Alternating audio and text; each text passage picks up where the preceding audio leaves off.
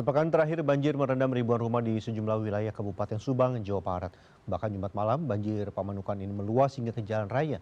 Akses jalan utama pun lumpuh terendam banjir. Bagaimana penanganannya? Sudah bergabung di Newsroom sore ini Kepala Pelaksana BPBD Subang, Udin Jazudin. Selamat sore Pak Udin. Selamat sore. Selamat sore. Ya, terima kasih Pak Udin sudah bersama dengan kami. Pak Udin, bisa Anda jelaskan bagaimana kondisi banjir Subang sore ini?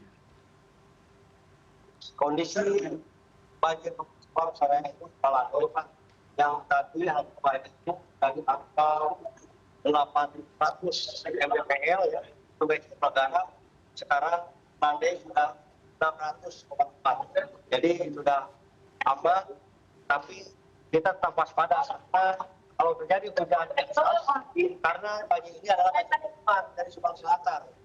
Jadi Sungai Cipunagara apabila terjadi hujan di atas, Subang Selatan akan dikirim 8 jam di sini. Baik, lalu Pak Udin, daerah-daerah mana yang terparah dan tadi Anda menyebut akan ada beberapa air kiriman begitu yang harus diwaspadai begitu Pak Udin? Daerah yang terparah yaitu daerah Kecamatan Ciasem, karena sebetulnya kejadiannya pertama itu hanya kecamatan ya, tapi lamanya ada beberapa sudah tertutup jadi 8 kecamatan, karena waktu itu hanya kali Jenggol, yang meluap, sekarang sama dengan kali Cigadung, kali Cima, dan Cipunagara. Baik, lalu Pak Udin, tadi malam bahkan banjir sampai meluas ke jalan raya. Lalu bagaimana dengan akses jalan? Berapa yang kini sampai terputus karena banjir, Pak Udin? Baik, itu jalan menuju ke Kecamatan Legon Kulon. Di depan Jogja itu terjadi 5 tahun yang lalu juga sama, lebih parah. Baik. Tapi hari ini karena memang jalan itu ada cekungan, jadi ada cekungan sehingga air itu gampang masuk dan susah keluar. Baik, jadi air seperti tertahan begitu ya di dalam cekungan yang membuat banjir sulit untuk turunnya. Siap.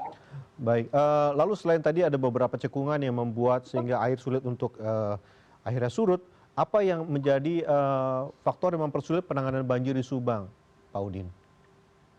Penyebab banjir Subang itu adalah mungkin curah hujan yang cukup tinggi, kemudian juga akibat dari sedimen sungai-sungai sudah dangkal sehingga ketika datang kiriman sungai dari selatan itu dari atas tidak bisa menampung dan meluap ke pemukiman. Itu akibatnya. Kemudian tanggul-tanggul juga ada yang sudah jelek atau sudah tidak layak sehingga ketika datang air itu terganggu sehingga air meluber ke atas atau keluar.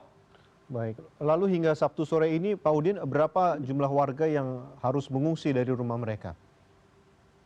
Jumlah yang kita tanggung makanya adalah 13.000. 13.000 setiap hari kita masak untuk masyarakat yang terdampak.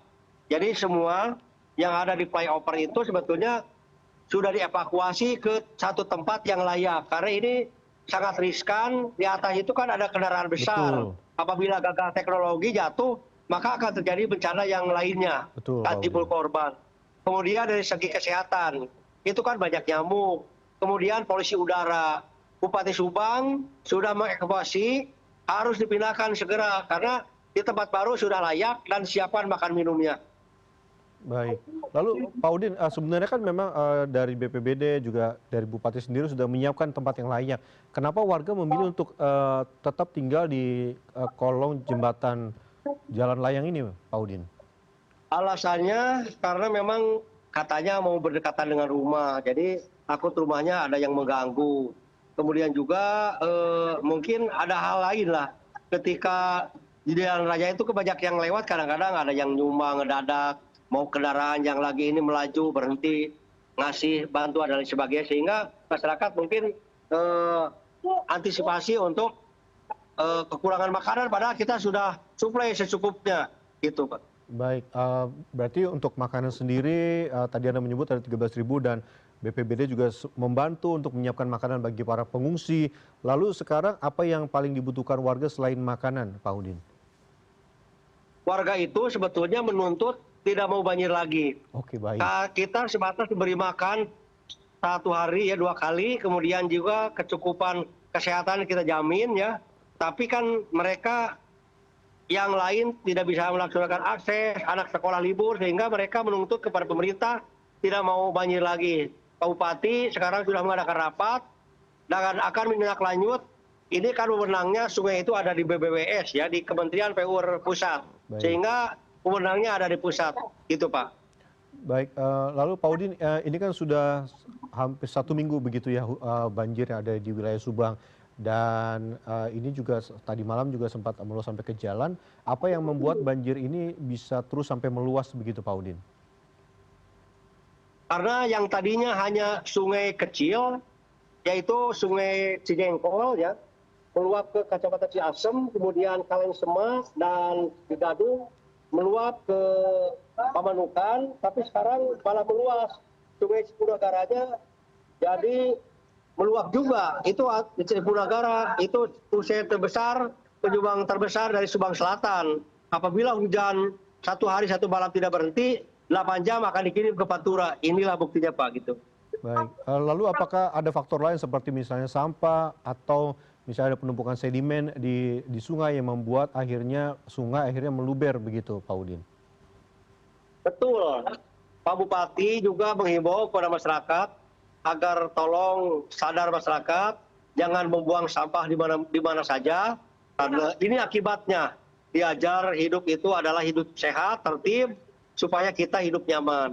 Itu pesan Pak Bupati, dan BNPB sudah memerintahkan tolong buat kajian, ini apa penyebabnya. Penyebabnya itu adalah sedimentasi yang sudah tinggi dan tanggulnya mungkin kurang layak. Baik, lalu Pak Udin, ini BMKG menyebut ada potensi cuaca ekstrim selama seminggu ke depan. Lalu bagaimana antisipasinya terkait juga dengan banjir di Subang sendiri, Pak Udin? Ya, kita antisipasi ini tetap mitigasi, warga masyarakat tetap tenang, waspada, dan kita kerjasama dengan TNI Polri tentunya di lapangan, karena ketika masyarakat keluar rumah itu kan rumahnya tidak ada yang menjaga, walaupun rumahnya ya sudah terendam, ya yang namanya elektronik sudah hancur, alat rumah tangga sudah hancur, tapi tetap yang namanya kerawanan maling masuk rumah itu ditakutkan oleh masyarakat itu. Betul. Baik, Pak Udin, tentu kita berharap banjir bisa segera surut dan seperti yang diharapkan juga oleh warga agar tidak ada lagi banjir, dan tentunya kita berharap agar warga juga bisa menjaga kebersihan seperti Anda menyebut tadi, memang ada faktor sedimentasi dan juga faktor sampah di sana. Terima kasih banyak Pak Udin sudah bersama dengan kami, selamat bertugas kembali dan juga selalu berhati-hati dalam bertugas. Amin.